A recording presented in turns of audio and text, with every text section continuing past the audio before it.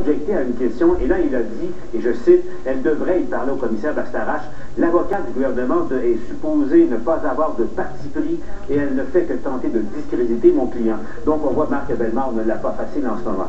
Un des aspects qu'il faudra surveiller, Pierre, évidemment, le ministre Jean-Marc Fournier, évidemment son nom est sorti, et là tout à l'heure, Marc Bellemare a glissé en rajoutant, en disant que Fournier, son collègue ministre à l'époque, avait tenté, et je cite Marc Bellemare, de faire nommer un de ses commettants, un de ses organisateurs politiques à lui, dans son comté. Je vous rappelle, Jean-Marc Fournier est maintenant lui-même ministre de la Justice. Ce serait intéressant de voir ce qu'il a à dire là-dessus. C'est assez délicat. Merci. Est-ce qu'il était aussi sur la liste de ceux qui pouvaient obtenir cet emploi? La personne en question qui aurait été, selon la version de Marc Bellemare, si on veut, pilotée par Jean-Marc Fournier, c'est cette personne-là, on ne peut pas vous dire de qui il s'agit, qui n'a pas été retenue parce qu'il y a eu une enquête de sécurité. Par contre, désavantage Marc Bellemare, là vraiment il y a un doute sérieux sur une partie de son témoignage concernant, vous le savez, Norm Macmillan, intervention d'un autre de ses collègues au Conseil des ministres. On a mis en preuve cet après-midi que lorsqu'il a dit la semaine dernière qu'on l'avait prévenu que le père de l'autre juge qu'il aurait nommé sous influence, Marc Bisson, était un organisateur libéral, mais qu'il aurait trempé dans l'affaire Gomery. Donc, évidemment, contradiction majeure, parce qu'imaginez, le rapport Gomery, la commission n'était même pas formée au moment où Marc Bellemare, la semaine dernière, disait qu'on l'avait prévenu de faire attention là-dessus. Donc, contradiction majeure. Je reviens là-dessus avec Jean Lapierre à 17h30. Oui, absolument. Toute une journée aujourd'hui. Ça n'a pas été facile pour Marc Bellemare, mais toute une journée. À tantôt. À tout de suite. Véronique, aussi, beaucoup de réactions à mon topo sur des gens qu'est-ce qu'ils pensent de ce contre-interrogatoire jusqu'à maintenant? Les opinions sont assez partagées, Pierre. Certains pensent que certains ont remarqué finalement que ça a joué dur entre les deux avocats, surtout vers la fin. Mais il y en a d'autres qui continuent de trouver que le rythme n'est pas encore assez rapide à leur goût. Alors, on a toutes sortes d'opinions. Il y a Elisabeth de Sherbrooke qui nous dit, bien que les contre-interrogateurs tentent de faire flanchir Marc Bellemare en reformulant les questions de toute façon possible, je crois qu'une personne ne peut pas mentir à ce point sans se remettre en doute. Alors, elle trouve que Marc Bellemare n'a pas mal paru aujourd'hui. D'autres ont déjà l'impression que la commission ne donnera pas de résultats concrets, même si on est au début et qu'on n'a entendu qu'un seul témoin. Chantal de Victoriaville nous dit que ce soit M. Bellemare ou M. Charest qui a raison. Qu'est-ce que ça va changer? Pour moi, la seule vérité, c'est qu'on a un problème dans nos institutions. Et Raymond, lui, ajoute, selon moi, c'est une commission qui va nous mener nulle part, ça va nous coûter cher. Et il pense toujours qu'on essaie de nous distraire d'une commission sur la construction. Continuez d'écrire à mon topo, très intéressant d'entendre vos analyses. Merci beaucoup. Bon, en 2010-2011, Alexandra marque les 50 heures de TVA et je pense qu'on va le voir à travers toute la programmation et on vous laisse un peu de temps ce soir pour nous en parler de cette programmation. Oui, je vais vous en parler abondamment au cours du bulletin. Tout ça a commencé, rappelons-le, le 19 février 1961. C'est donc très fièrement qu'aujourd'hui, on dévoile le contenu de cette année anniversaire qui s'amorce. Et comme vous le disiez, on va le voir à travers plusieurs émissions, mais la première qui va marquer le coup, c'est le banquier. Le 26 septembre, les 26 dossiers vont être échangés contre 26 personnalités qui ont marqué le Canal 10, comme on l'appelait au début. Et des personnalités qu'on a vues vraiment au fil des années. Donc, par exemple, Pierre Lalonde, Suzanne Lapointe, Jeannette Bertrand, ça ne pas manquer. On sait aussi que Occupation Double, par exemple, cette année s'envole à Whistler. Jeudi, on va dévoiler les nouvelles candidates. Il y a beaucoup à dire, Pierre. Une nouvelle émission à sketch qui s'appellera Tranche de vie. Le talk show de soirée qui revient à TVA avec Isabelle Ratico et Mélanie Ménard. Donc, je ferai le tour avec toutes ces personnalités qui viennent ici ce soir célébrer le début d'une 51e année qui commence. Alors, on va goûter ça en tranche de vie tantôt. Merci. Absolument. La Roque-Lapierre spéciale Bastarache. Comptez sur eux pour vous donner l'heure juste. Déclaration, réaction, qui dit vrai.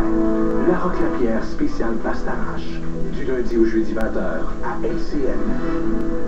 S'il y a un sujet controversé par les temps qui courent, c'est bien l'exploitation des gaz de schiste. Et on apprenait hier que la question délicate de l'exploitation sera confiée au Bureau d'audience publique sur l'environnement. Et Patricia, entre-temps, les représentants de l'industrie poursuivent leur offensive de relations publiques. Oui, il y a l'association pétrolière et gazière qui a lancé aujourd'hui toute une vaste campagne d'information. Évidemment, l'association qui a à sa tête André Caillé. Alors, ce qu'on veut, c'est vraiment répondre à toutes les questions des citoyens en ce qui a trait à l'exploitation du gaz de schiste. Et ça, bien, ça va se faire lors de 3 rencontres d'information qui auront lieu à Bécancour, Saint-Hyacinthe et Saint-Édouard de Lobinière. Nous allons aller au-devant des gens. André Caillé ne veut pas se contenter de suivre la parade. Il veut marcher en avant. Son association prend les devants et prépare 3 séances d'information pour répondre aux inquiétudes des citoyens. Ils ont raison de poser des questions. Puis s'ils n'ont pas de réponse, je comprends qu'ils s'inquiètent. Au bout d'une dizaine d'années, un peu comme 10 ans après Hydro-Québec, les gens ils vont être fiers.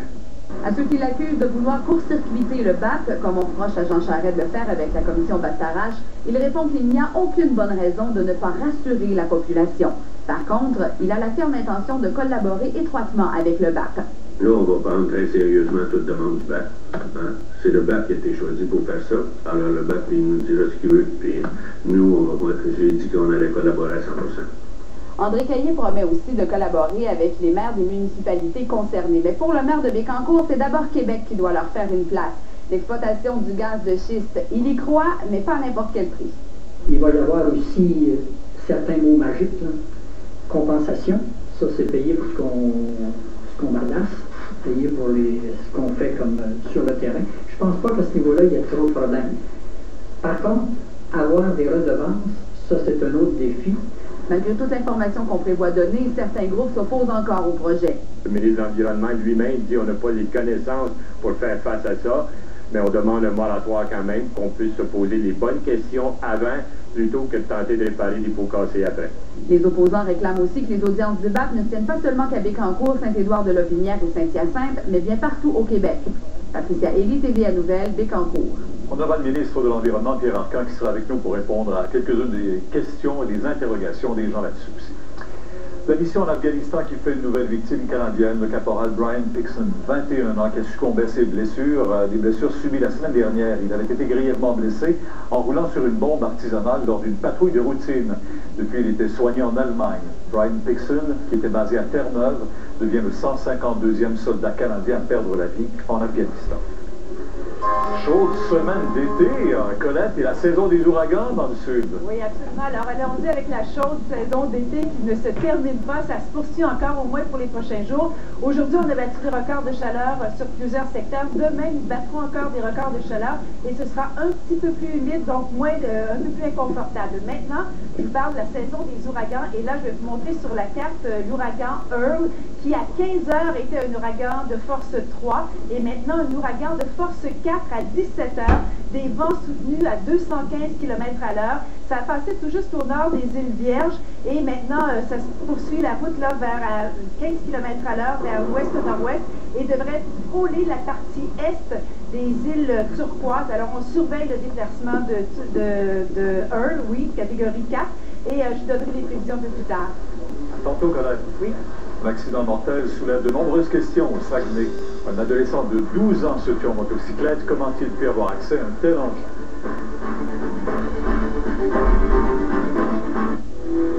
Voici la Budweiser 4. Une nouvelle bière légère, avec tout le goût et le caractère que vous attendez d'une Budweiser. Budweiser 4. Une nouvelle bière légère, indétrônable. Le goût sans compromis. J'adore mes Shape-Ups. Ils sont vraiment confortables. Je les porte tous les jours au travail. J'adore l'impression que j'ai de m'entraîner. Et mes amis ont remarqué l'amélioration de ma posture. C'est un gros plus pour l'atteinte de mes objectifs de perte de poids. Soyez en forme. Shape-Ups de Skechers. Maman, as-tu emprunté mon haut vers Lynn?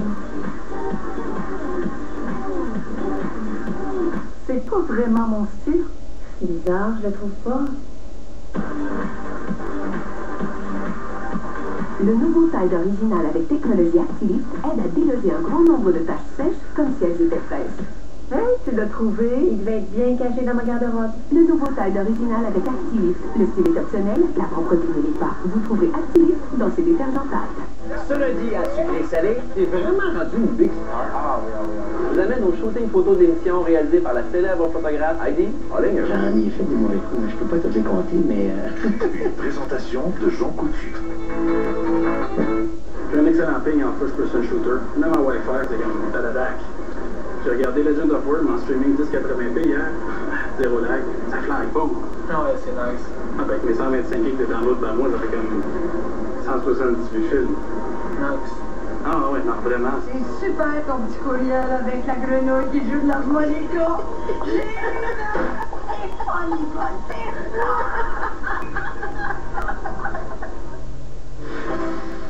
Collectionnez la nouvelle série de 4 fascicules cuisinés avec nos chefs du Journal de Montréal.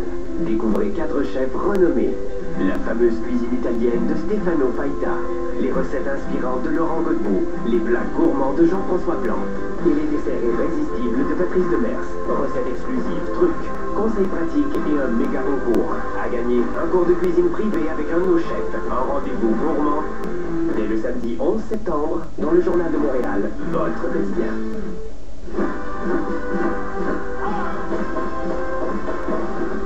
Rendez-vous en épicerie. Vous pourrez découvrir les vins du concours Vive la France et courir la chance de gagner un an d'épicerie. Détails sur tva.ca. Aucun achat requis 18 ans plus. Scofield et Rose, où sont-ils?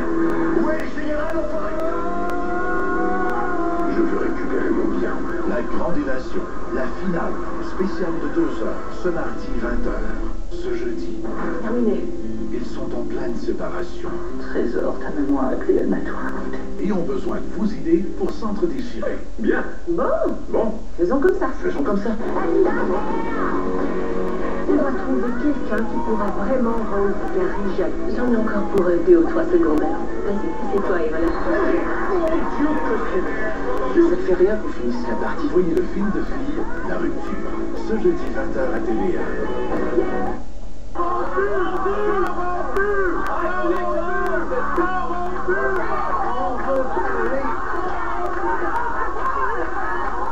Tout en accueil, vous avez reçu Monsieur le ministre de l'Environnement, Pierre Arcan, et votre collègue, Mme Normando. Vous étiez à Saint-Bruno hier. On parle de gaz de schiste.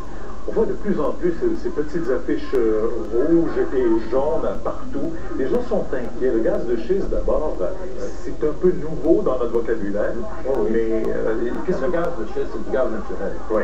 On va chercher les pierres. C'est ça. On va chercher en fractionnant les roches là, de façon très profonde. Alors, c'est ça que c'est. Et évidemment, les gens ont des inquiétudes légitimes, et c'est la démocratie. Moi, je comprends ça. Mais sauf que, et on a entendu tout à fait tantôt là, des gens, des écologistes qui disent on aurait aimé quand même qu'il y ait un moratoire avant qu'on nous dise oui, on va l'exploiter, mais avec telle précaution.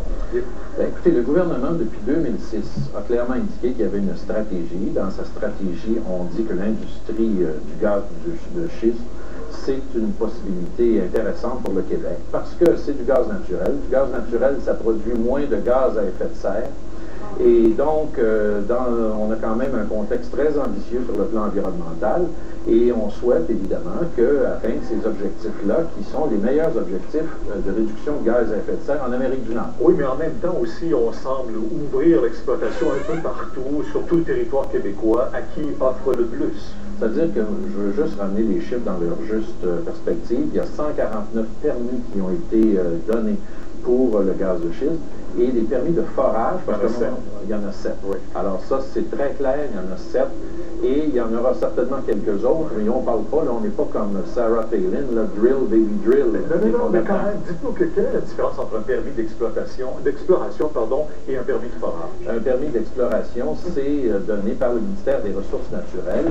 Le ministère de l'Environnement suit le dossier simplement. Un certificat d'exploitation, c'est vraiment le ministère de l'Environnement qui fait une étude en bonne et due forme, et ça, il n'y en aura pas de certificat tant et aussi longtemps qu'on n'aura pas eu le rapport du BAP. Bon, en même temps, le BAP, c'est important parce que hier, vous avez dit que le BAP va se pencher, il y aura des audiences là-dessus aussi. Tout le monde peut se faire entendre? Tout le monde peut se faire entendre au niveau du BAP. Évidemment, il faut que ce soit pertinent. Oui, non, mais on s'entend que vous demandez un rapport rapide. On demande un rapport et on veut que ce soit concentré dans les endroits au Québec où il y a vraiment là des possibilités pour les prochaines années, c'est-à-dire Chaudière-Appalaches, centre du Québec et la Montérégie. C'est vaste, la Montérégie. Là, oui, mais c'est là que ça va se passer. Et là, vous dites aux gens, d'ici 2011, février 2011, vous attendez un rapport?